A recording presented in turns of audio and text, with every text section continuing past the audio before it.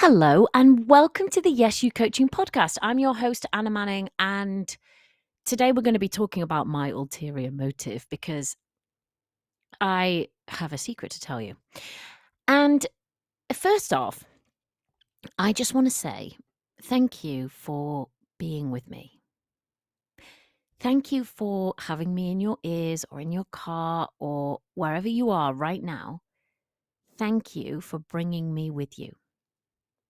We've had thousands of people listen to the podcast at this point, and it's really quite amazing that I get to just come on here, record stuff, share my thoughts or my musings or my ramblings or teachings or whatever, and you take me with you and listen to these episodes. And when I say, 50 people have listened to a podcast episode, I'm like, oh. And I start to kind of maybe take the numbers for granted. But actually, when I was thinking about it today, I realized that if there was 50 people in a room with their headphones in, all listening, I'd think, what bloody hell, that's a lot of people. And this is, I guess, a note to me. Don't take that for granted. The fact that you pay me right now with your time and your attention and your decision to be with me and to bring me with you wherever you are or whatever you're doing now. I really appreciate that. And I appreciate the time that we spend together. So, on with the podcast.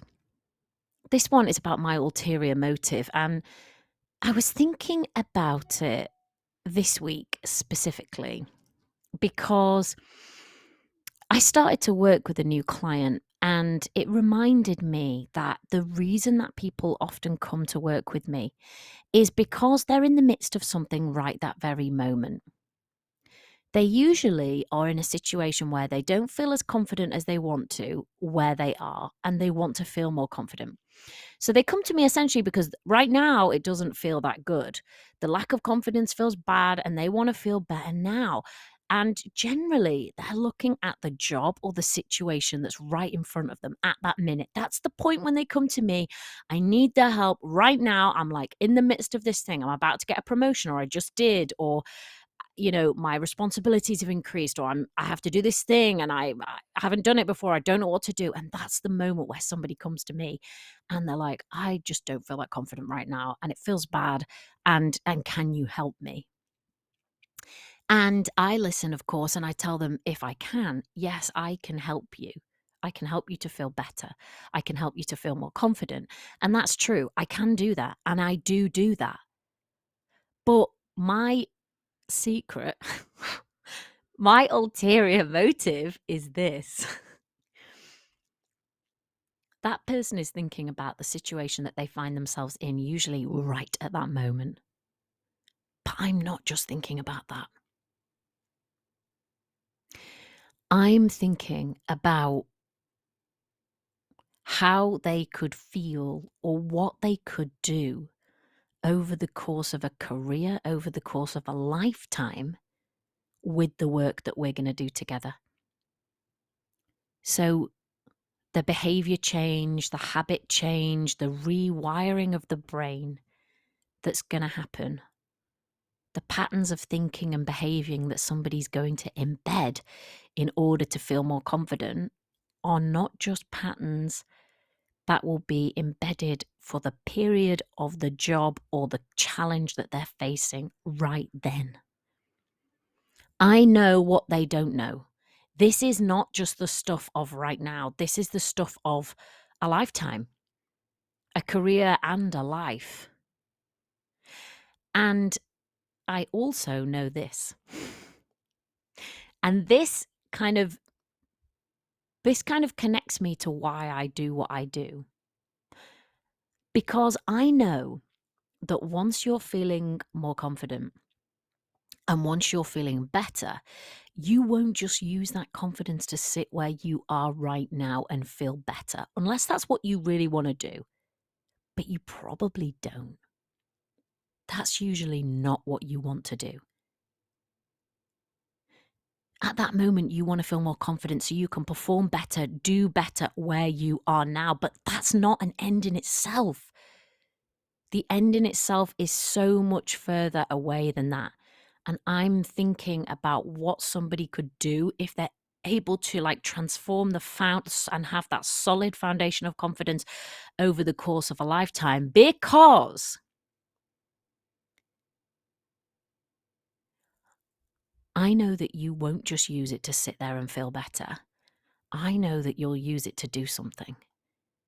And the people that I work with are good people. So I know that they'll use it to do something good. And that's my ulterior motive. I don't just help people so that they can intrinsically feel better where they're at right now. Yes, I do that work. And yes, that's important to me. But my ulterior motive is this. I know when you have a solid foundation of confidence within you, you're going to take that away and use it for the rest of your life. And I know you're going to use it for good. I know that you need a level of confidence to do the stuff that needs doing in the world. We need a level of confidence about us to ask for change when we're not sure whether we're going to get it. We need a level of confidence about us to go one better. We need a level of confidence to start something when we have no idea whether we can finish it, whether we can complete it, whether we can achieve it. And I mostly work with women. And as women, women's position in society, right? We know this. It's not what men's position in society is. And we can break that down even further, right? So if you're a black woman in the UK, harder still. If you're from some other type of particular background that might be an oppressed background, your lot might be harder again. You're going to need even more confidence to do the stuff that you're trying to do. We have all the data now. We can see that women don't get paid as much as their male counterparts. We can see from the data that they do more of the housework and more of the child rearing. And guess what? Another fun one that I read this week.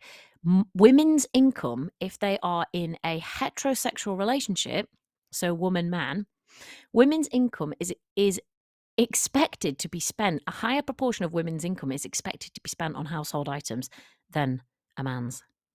I mean, that's a fun one, isn't it? Didn't know that one. Honestly, the more you dig, the more shit you dig up. So look at all these things in our world that need changing. All these things that we don't think are right. And we think about how our society works, it isn't an equal society, and people don't have the same opportunities, and people don't have the same starting points. And all of that requires confidence to even attempt to look at, let alone change.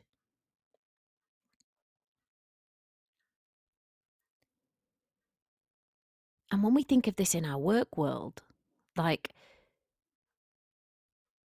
there didn't used to be women in any top jobs. There are now.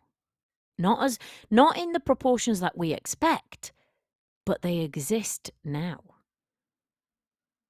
I work with some of those women. Some of them are probably your boss. And that's not an easy place to be. When you're blazing a trail, you're going to get scratched by the bushes and have to get your machete out, and you're going to have to be very resilient. You're going to have confidence in spades. It's not easy.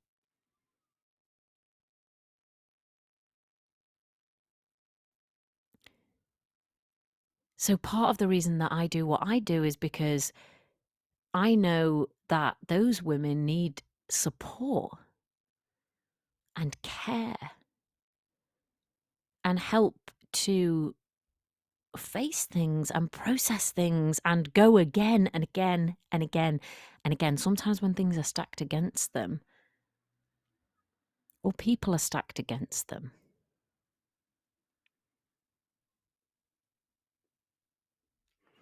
Now, I don't just help, let's say I'm coaching your boss, right, who's a female. I don't just coach her for its own sake. I coach her because I think it's important that she is where she is and she's doing what she's doing. It takes a village to raise a child, but maybe it takes a village to raise a CEO. Maybe it takes a village to support your boss, and I just count myself as one of the people in that village. That's the particular village that I'm caused to be in. I support women at work because, let's face it, you're probably in a job, in a role that your great-grandmother couldn't even have dreamed of. Think about this right now. Think about a great-grandmother, your great-grandmother, one of them. Could she have dreamed of being in the position that you're in right now? Could she have dreamed of being in the job that you're in right now? I think my great-grandmother, well, I'm always told this story. I don't even know the veracity of it, but I'm always told this story that my great-grandmother, or my maternal great-grandmother, Nora, came to the UK from Ireland with no shoes. I don't know why she didn't have shoes. Maybe they were really poor. And she ended up in Yorkshire, and she married a guy whose family had a shop, and she was a very capable woman. And she helped to run the shop and like did really good work. And from what I've heard, expanded the business in different ways that they hadn't thought of. And according to my nan, she was an angry woman. She used to beat her with a shoe. But imagine she was born in 1900, my great-grandmother, on that side. And now I imagine telling her, oh, by the way, I'm a life coach. I help people to feel more confident at work. I support women who are making waves in their workplaces because I believe that that is important. I believe in gender equality. And so that's how I'm supporting gender equality. That's my ulterior motive. It's not even an ulterior motive, it's just like a mission. And I'd be like, yeah, great grandma, I support people to feel more confident at work because I believe in gender equality. And yeah, and if she said, "Oh, what does that involve?" I'd be like, "Well, I'm online," which she wouldn't even know what that was. I talk to people on the internet, and I'm this thing called a coach. So I help people to feel more confident at work, so they're resilient, they're confident, they're inspired, they can stay in their jobs, they can do big things. Imagine she'd have been like, "What the fuck?" I don't know if she would have sworn. She had dementia when I knew her, actually, so she probably would have sworn, but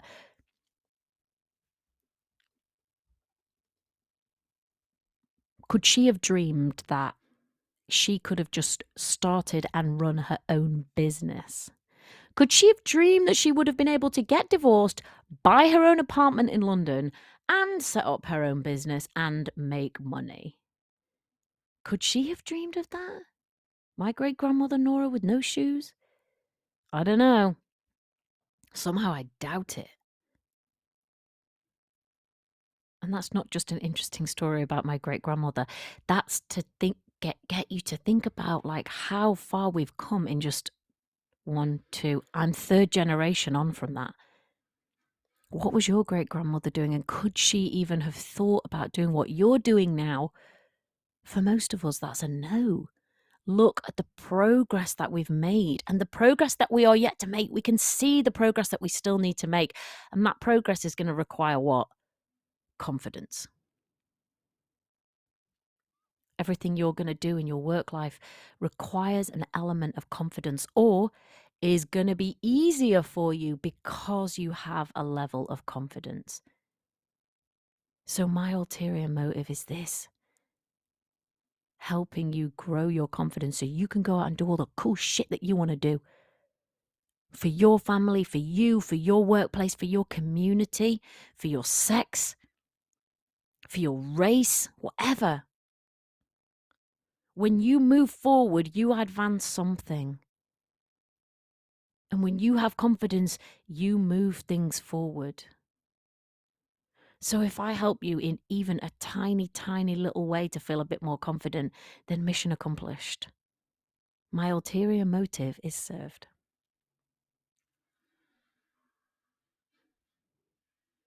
And guess what? You might just be listening to the podcast, or maybe you're actually working with me, or maybe you're thinking about coming to work with me. What people build when we work together is a solid foundation of confidence that you can use over the course of a lifetime. And the skills and the habits and the behaviors that you need to embed so that when you go to that next level, your confidence isn't knocked or destroyed. It's harder, but you're still at it. You still know how to care for yourself in difficult situations. You still know how to reduce the pressure. You still know how to dare. You still know how to care for yourself around all of it. You are managing and leading yourself in a way that will build your confidence, not erode it, regardless of what you're doing over the course of a lifetime. There's my ulterior motive. I know you're going to be doing something good with it. I want women to have that kind of confidence because I think they need it. I know you won't just use it to feel better doing what you're doing right now. I hope you'll use it as an instrument. I know you won't just sit there reveling in how great you feel. I know that you'll share that way of being with other people. You'll do stuff. When that solid foundation of confidence has been built, you'll say the hard thing. You'll ask for the change. You'll go for the job. You'll use it. I know when people come to me, they want to feel better, and they do. But I know they're not going to sit on their laurels once they feel better. I know that they'll be moving on, usually before our time is even up. Usually a client is moving on in one way or another before our time is even up. Now they've got to a level and they feel okay at that level. They're on to the next level. It's like playing a computer game. You don't get good at one level so that you can just sit at that level. You move on to the next level, and the next level requires new skills and new things and new knowledge, new ability. And when you've got that solid foundation of confidence built, you know you can go up to that next level. And you know that even if you don't know how it's exactly going to turn out, and even if it's not going to be perfect, and even if you don't know everything, and even if you're going to make mistakes, and even if you're going to find things hard, you can do it. And you will love yourself through it. And you can go through your life with so much more resilience.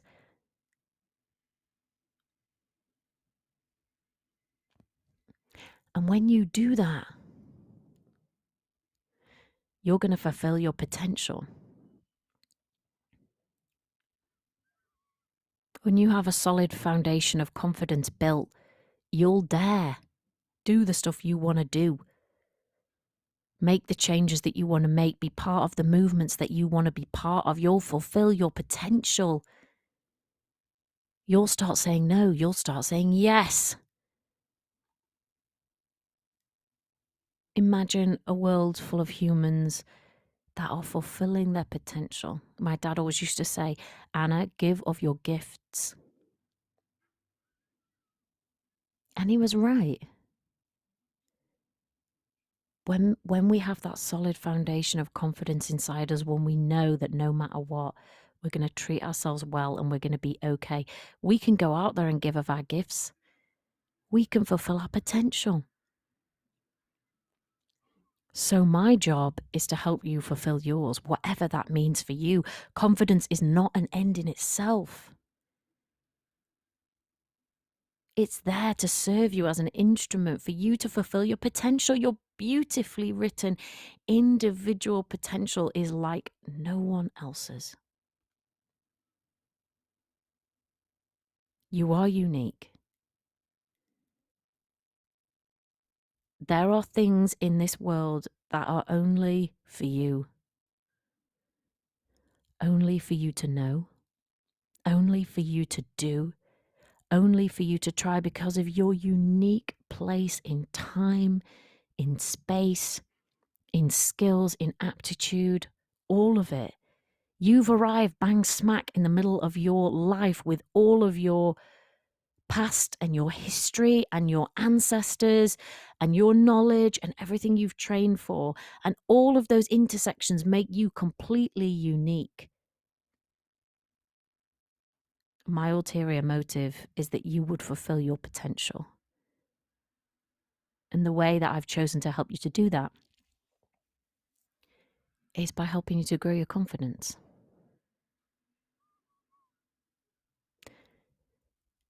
The challenges that you face with your confidence as a human are not unique.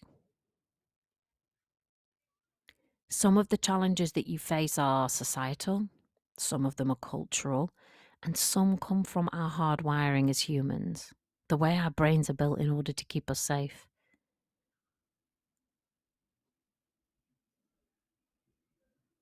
If you come and work with me, we'll think about all of that stuff together.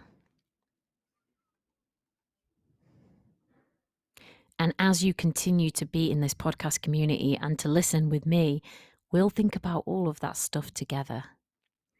And this isn't short-term stuff. This stuff that I'm talking about, this kind of work that I'm talking about, this kind of behavior change that I'm talking about, this kind of habit formation, the stuff that I'm talking about is, yes, so that you'll feel better doing what you're doing right now. But also, it's so you can persevere long enough to figure things out. It's so you can be in environments where you don't exactly yet know what you're doing, or you don't know what the outcome's going to be. It's so that you can do the thing that you're afraid of and keep pushing the boundaries. It's so you can stick your hand up and ask those big questions. And it's so you can challenge when you think, that's just not right.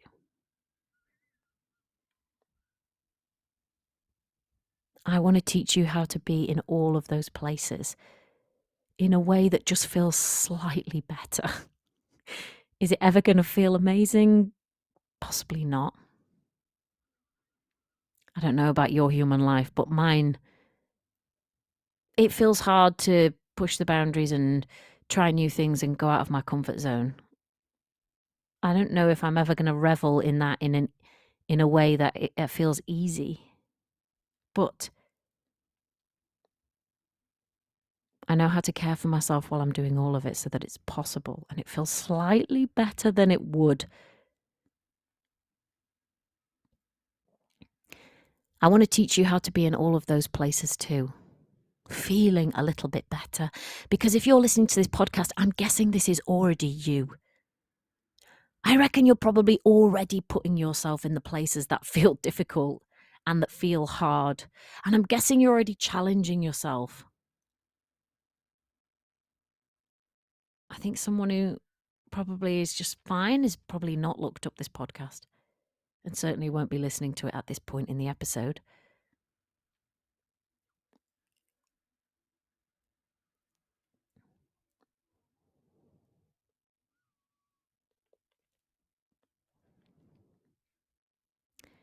So my ulterior motive, turns out I have one.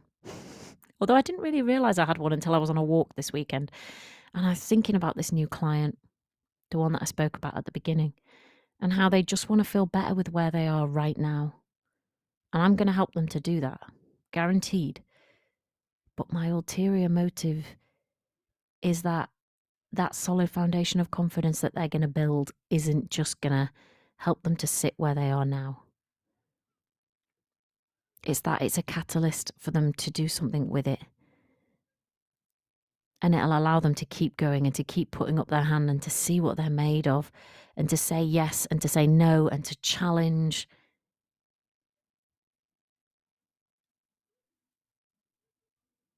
That's my ulterior motive. Maybe one day I'll start telling my clients that. Or maybe I won't.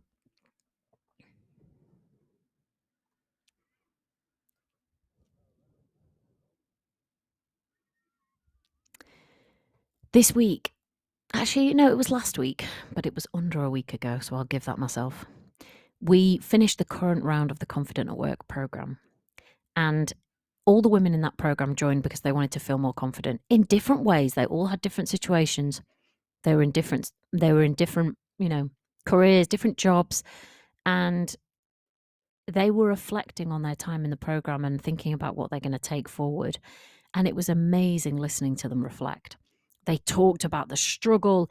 They talked about like being in the goo, and they talked about being able to step back and assess and reflect. And they talked about being kind to themselves, how that actually means something now, knowing how to comfort themselves, knowing how to come back after things have gone wrong. They talked about changing the relationship with themselves and having a stronger foundation inside that they could build from no matter what was going on the outside. That's the kind of confidence I'm talking about. That's the kind of thing that we're doing together. That's why you're here. I hope that's why you're here. That's what I want to help you with. And my ulterior motive is that as you get a slightly more solid foundation from listening to this podcast, or a really strong foundation from actually coming to work with me, that you won't just sit with it and feel better, but you'll go out in the world with your solid foundation, and you will get into the arena, and you'll get dirt on your face and mud in your hair and blood on your knees, and you'll do it all. I'm here just to be a catalyst. You're going to be the one that fulfills your potential, and to do that, you need confidence. And I hope that you would get to the end of your life and think, well, I fucking did it. I went out there and I did it. Was it easy? No. Did it always feel great? Absolutely not, but I bloody well did it. No regrets. I dream of a world where people can go out there with their human fragility and their hopes and their fears and do the bloody thing anyway. We don't have to be hard and insensitive. I want to show you that we can go in there as the soft, sensitive things that we are, beings that we are, and do the things that we want to do. And challenge the things that we want to challenge, and stick our hands up in the spaces where it might be difficult or uncomfortable.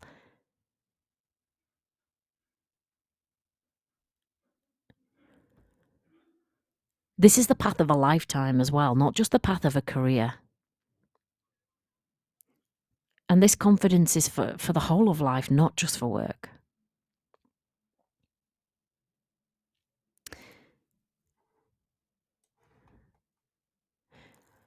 I hope that if you are listening today and you have considered coming to work with me, I think, is there still time? Yes, there's still time.